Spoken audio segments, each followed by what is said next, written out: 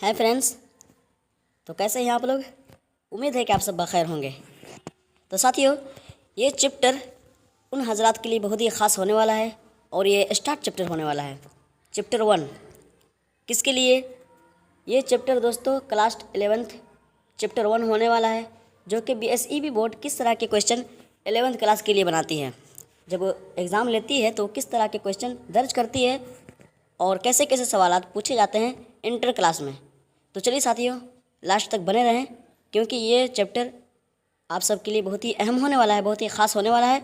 और हम chapter wise chapter हम हल करते चलेंगे सवालों को, क्योंकि 11th क्लास के कुछ साथी लोग कमेंट में किए थे, बताए थे कि हमें इंटर की तैयारी करनी है, उर्दू से रिलेटेड आप ज़रूर इस पर क्लासेस चलाएं।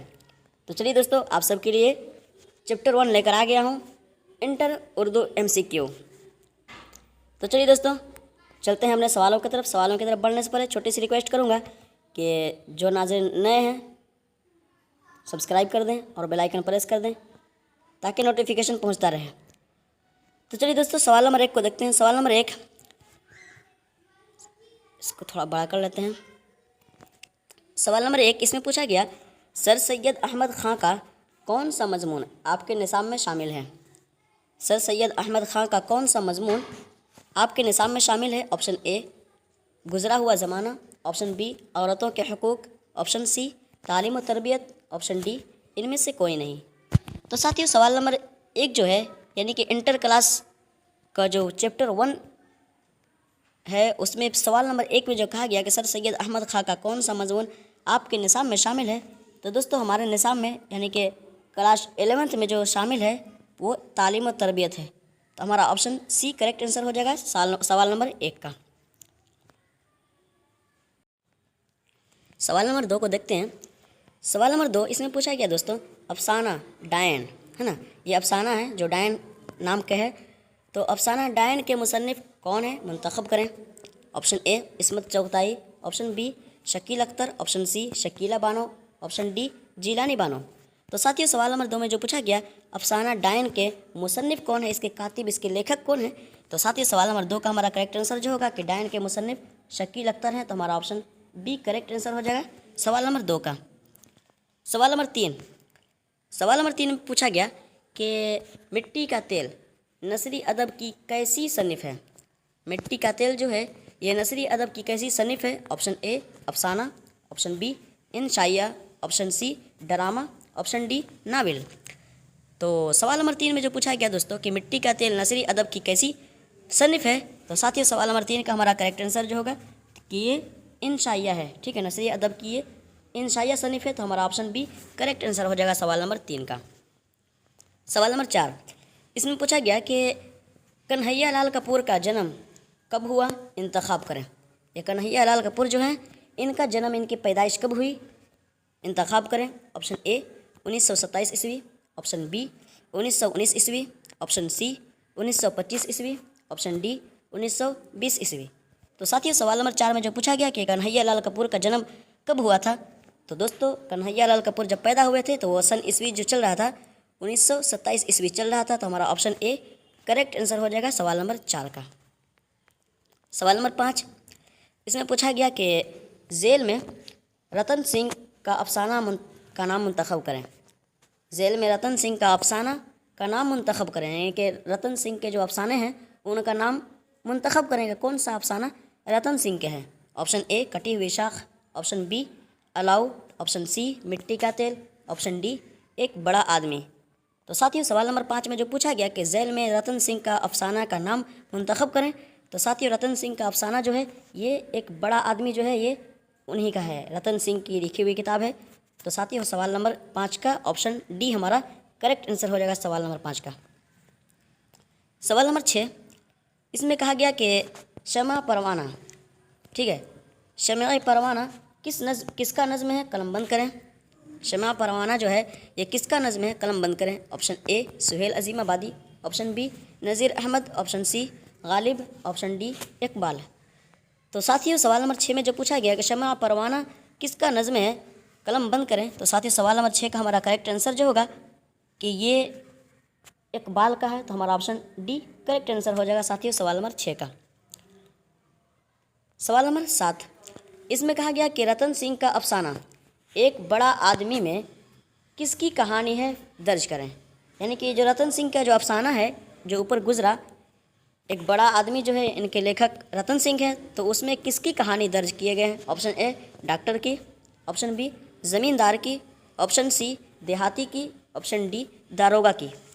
तो साथियों सवाल नंबर 7 में जो पूछा गया कि रतन सिंह का अफसाना एक बड़ा आदमी है, तो अगर आप इस अफसाने को मुताला किए होंगे, अपने मुताले में रखे होंगे, पढ़े होंगे, तो ज़रूर आपको पता होगा कि एक बड़ा आदमी में किसकी कहानी है, किसका जिक्र किया गया।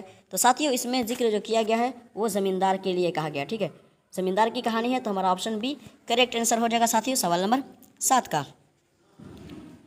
सवाल नंबर 8, इसमें पूछा गया दोस्तों क्षमा के लफ्ज़ी माना का होते हैं। कलम बंद करें, का नहीं है दोस्तों, यहाँ पर का होना चाहिए। ठीक है, क्या होते हैं, तो ही कहा जा रहा है कि क्षमा के लफ्ज़ी माना क्या होते हैं। कलम बंद करें।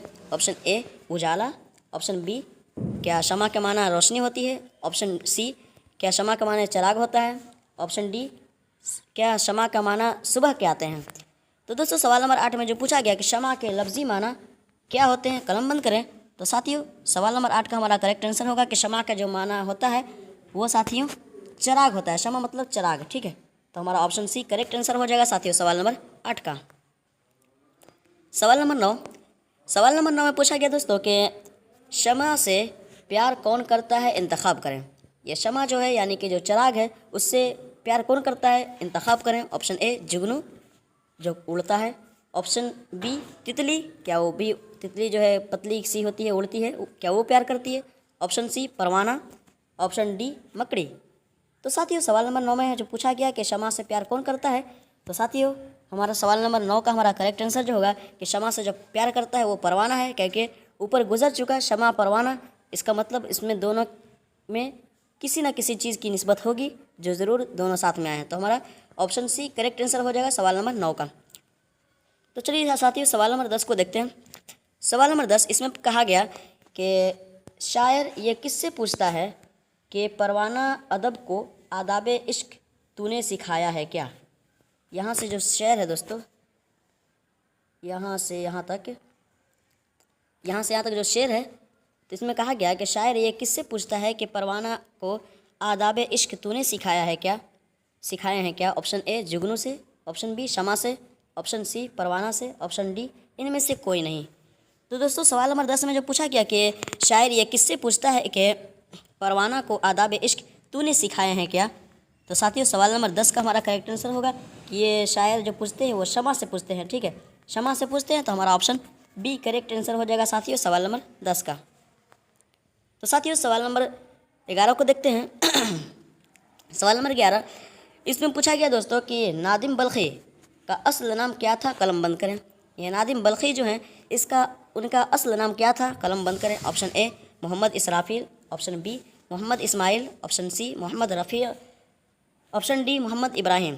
तो साथियों सवाल नंबर 11 का हमारा करेक्ट आंसर होगा कि नादिम बल्खी का असल नाम जो था वो साथियों मोहम्मद इब्राहिम था। तो हमारा ऑप्शन डी करेक्ट आंसर हो जाएगा साथियों सवाल नंबर 11 का। तो साथियों ये सवालात बहुत ही अहम सवालात हैं। इसी तरह के सवालात क्वेश्चन बनते हैं चैप्टर वाइज चैप्टर, और ऐसे ही सवालात पूछे जाते हैं इंटर क्लास के एग्ज़ाम में। अगर आप इंटर के एग्ज़ाम देने जाएं तो इसी तरह के सवालात बनते हैं, वारिद होते हैं, दर्ज किया जाते हैं। तो साथियों हम आप सबसे रिक्वेस्ट यही करूँगा कि आप सब बखूबी तरीके से एग्ज़ाम की तैयारी कर लें ताकि आप अपने एग्ज़ाम में अच्छे नंबर से कामयाब हो सकें। तो चलिए साथियों सवाल नंबर 12 को देखते हैं। सवाल नंबर 12, इसमें पूछा गया कि नज़्म के माना क्या आते हैं, इंतखाब करें। ये नज़्म जो है इसका माना क्या आते हैं, इंतखाब करें। ऑप्शन ए आराइश, ऑप्शन बी खूबी, ऑप्शन सी सिफत, ऑप्शन डी निज़ाम। तो दोस्तों सवाल नंबर 12 में जो पूछा गया कि नज़्म के माना क्या आते हैं, इंतखाब करें, तो साथियों सवाल नंबर 12 का हमारा करेक्ट आंसर ए हो जाएगा, क्योंकि नज़्म का माना आराइश होता है। ठीक, आराइश होगा तो हमारा ऑप्शन ए करेक्ट आंसर हो जाएगा। सवाल नंबर 13, सवाल नंबर 13 में पूछा जा रहा है कि मुंदरजा झेल में मुज़क्कर लफ्ज़ की निशानदेही करें। ये मुंदरजा झेल में मुज़क्कर जो है मुज़क्कर लफ्ज़ की निशानदेही करें कि इनमें से कौन से लफ्ज़ मुज़क्कर हैं। ऑप्शन ए बुखार, ऑप्शन बी नीयत, ऑप्शन सी सिफत, ऑप्शन डी शबनम। तो दोस्तों सवाल नंबर 13 में जो पूछा गया कि मुंदरजा झेल में मुज़क्कर लफ्ज़ की निशानदही करें, तो साथियों ये बुखार जो है यही लफ्ज़ मुज़क्कर है क्योंकि सिफत मुअन्नस है, नीयत यह भी मुअन्नस है, शबनम यह भी मुअन्नस है। तो हमारा ऑप्शन ए करेक्ट आंसर हो जाएगा क्योंकि बुखार जो लफ्ज़ है ये मुज़क्कर लफ्ज़ है। सवाल नंबर 14 में पूछा गया कि गज़ल किस ज़बान का लफ्ज़ है, इंतखाब करें। ये गज़ल जो है हम सुनते हैं, पढ़ते भी हैं कि गालिब की गज़ल, अल्लामा इकबाल की गज़ल, सुहेल अज़ीमाबादी की गज़ल, है ना। तो ये सब जो सुनते हैं, तो गज़ल जो है किस ज़बान का लफ्ज़ है, इंतखाब करें। ऑप्शन ए उर्दू ज़बान का, ऑप्शन बी अरबी ज़बान का, ऑप्शन सी फ़ारसी ज़बान का, ऑप्शन डी हिंदी ज़बान का। तो साथियों सवाल नंबर 14 का हमारा करेक्ट आंसर होगा कि गज़ल जो है ये अरबी ज़बान का लफ्ज़ है। तो हमारा ऑप्शन बी करेक्ट आंसर हो जाएगा साथियों सवाल नंबर 14 का। सवाल नंबर 15, इसमें कहा गया कि मेरी आँख रोए लहू क्यों ना, रोए लहू क्यों ना, मेरी आँख रोए लहू क्यों ना किस शायर के गज़ल का मिसरा है। ऑप्शन ए प्रकाश फ़िक्री का, option B Ghalib, option C Manzar Shabab, option D Nadim Balkhi.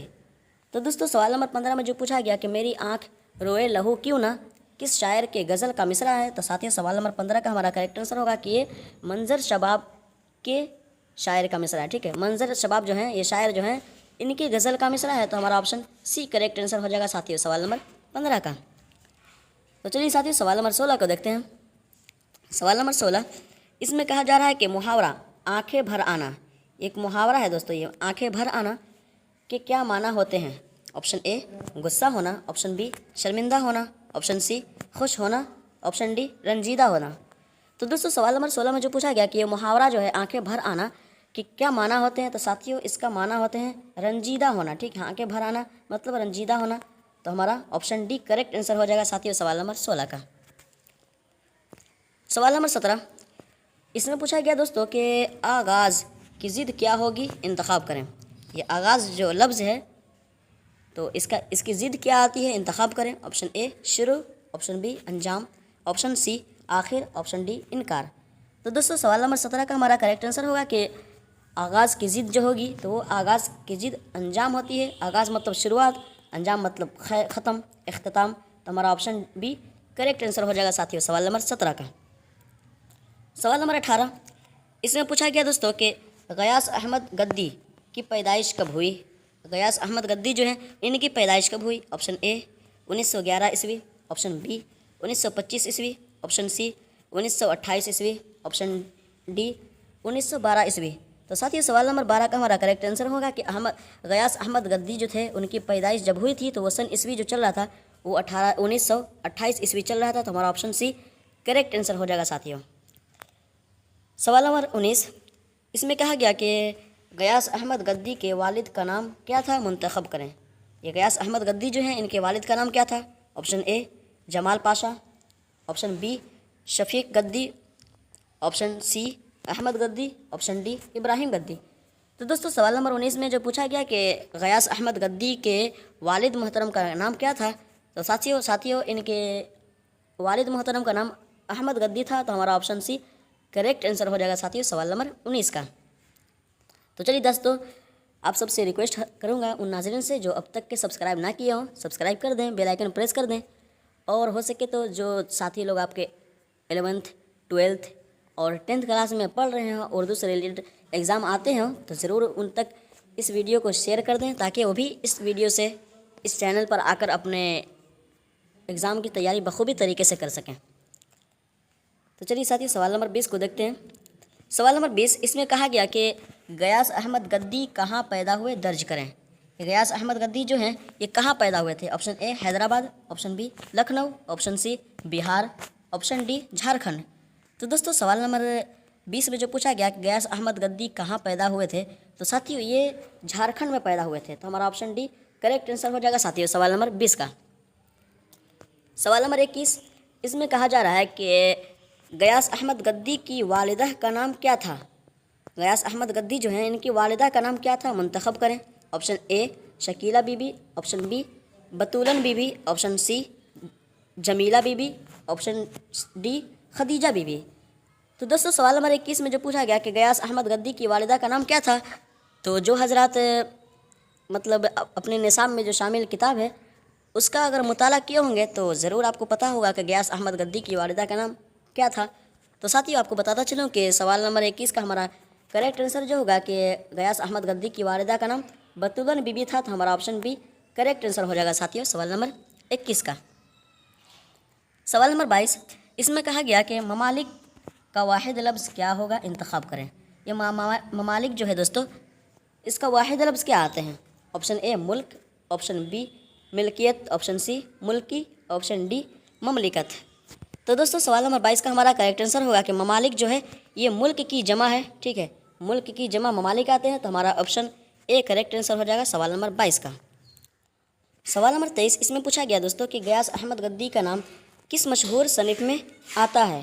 ये गयास अहमद गद्दी जो हैं इनका नाम किस मशहूर सनीफ में आता है? ऑप्शन ए नाविल निगार में, ऑप्शन बी मरसिया निगार में, ऑप्शन सी ड्रामा निगार में, ऑप्शन डी अफसाना निगार में। तो साथियों सवाल नंबर 23 का हमारा करेक्ट आंसर होगा कि गयास अहमद गद्दी का नाम जो है वो अफसाना निगार में शुमार होता है, तो हमारा ऑप्शन डी करेक्ट आंसर हो जाएगा साथियों सवाल नंबर 23 का। सवाल नंबर 24 इसमें पूछा गया कि झेल में गयास अहमद गद्दी के अफसानवी मजमूए का नाम दर्ज करें। गयास अहमद गद्दी जो हैं इनके अफसानवी मजमूए का नाम दर्ज करें, कौन सा है? ऑप्शन ए मिट्टी का तेल, ऑप्शन बी आब हयात, ऑप्शन सी परिंदा पकड़ने वाली गाड़ी, ऑप्शन डी एक बड़ा आदमी। तो दोस्तों सवाल नंबर 24 का हमारा करेक्ट आंसर होगा कि झेल में गयास अहमद गद्दी जो हैं इनके अफसानवी मजमूआ जो है वो परिंदा पकड़ने वाली गाड़ी है, तो हमारा ऑप्शन सी करेक्ट आंसर हो जाएगा साथियों सवाल नंबर 24 का। सवाल नंबर 25 यानी कि सवाल नंबर आखिरी, सवाल नंबर 25 में पूछा गया दोस्तों कि सिद्दीक मुजीबी का ताल्लुक झारखंड के किस जिला से था? सिद्दीक मुजीबी जो हैं इनका ताल्लुक झारखंड के किस जिला से था? Option A Simdega, option B Palamu, option C Ranchi, option D इनमें से कोई नहीं। तो दोस्तों सवाल नंबर 25 का हमारा करेक्ट आंसर होगा कि सिद्दीक मुजीबी का ताल्लुक जो था झारखंड से वो रांची से था, तो हमारा ऑप्शन सी करेक्ट आंसर हो जाएगा साथियों सवाल नंबर 25 का। तो चलिए साथियों thank you so much all everyone इतने देर तक बने रहने के लिए, और मैं उम्मीद करता हूँ कि आप सबके इल्म में इजाफ़ा हुआ होगा, और आप सबसे ही रिक्वेस्ट है कि आप सब चैप्टर बाई चैप्टर इसी तरह अच्छे तरीके से एग्ज़ाम की तैयारी करते रहें और एग्ज़ाम की तैयारियों में लगे रहें ज़ोर शोर से, ताकि आपके एग्ज़ाम अच्छे से जाएं, ठीक है, और आप एग्ज़ाम में जब आपका रिज़ल्ट आए तो अच्छे नंबरात से कामयाब हो सकें। तो चलिए दोस्तों मिलते हैं अगले चैप्टर में, अगले वीडियो में, अगले सवालों के साथ। तब तक के लिए अपना ख्याल रखें। अल्लाह हाफिज़।